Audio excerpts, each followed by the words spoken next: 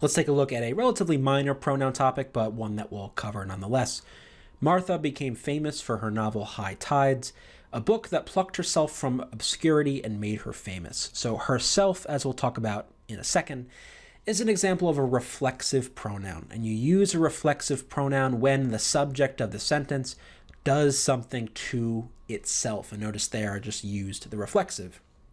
So here, notice she isn't plucking herself from obscurity. That would be correct if she were plucking herself. That's the reflexive mode where the subject is doing something to itself. But here, it's a book that plucked herself. The book, if anything, is doing the action, not her.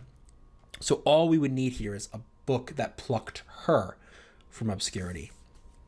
Direct any inquiries to Bob or myself. Again, we would use myself if I were doing something to myself, right? I wash myself.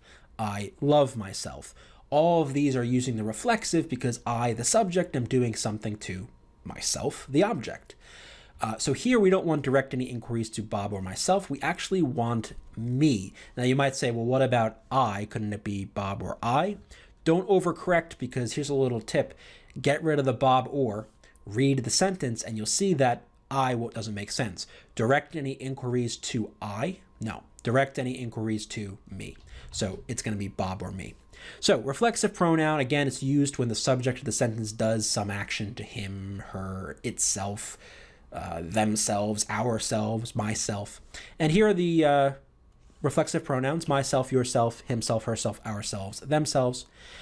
That's the main usage for it, and that's probably the way you'll see it on the test. There is one other usage that I just want to get out of the way, just in case it shows up.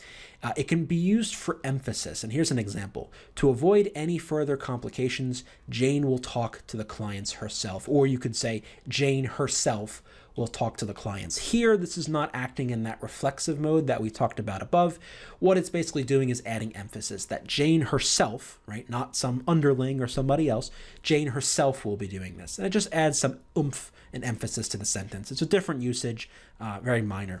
So those are your reflexive pronouns. Note that their selves and his self don't exist. They're made up words.